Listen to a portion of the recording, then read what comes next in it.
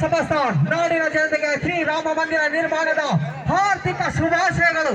ನಮ್ಮೆಲ್ಲರ ಆರಾಧ್ಯ ದೈವ ಪ್ರಭು ಶ್ರೀರಾಮಚಂದ್ರ ಕಳೆದ 50 ವರ್ಷಗಳಿಂದ ನಮ್ಮೆಲ್ಲರ ಕನಸು ಕಲ್ಪನೆ ಶ್ರೀರಾಮಚಂದ್ರನ ದೇಗುಲ ಅಯೋಧ್ಯೆಯಲ್ಲಿ ನಿರ್ಮಾಣಗೊಳ್ಳಬೇಕು ಎನ್ನುವುದು ಪ್ರತಿಯೊಬ್ಬ ಹಿಂದುವಿನ ಕನಸು.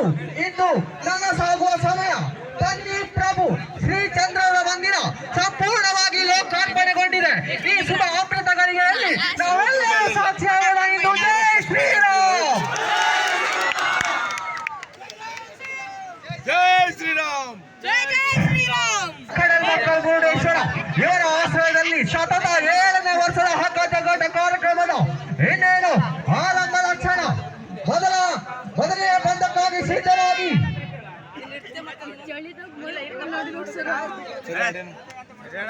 ಬೊಬ್ಬಳ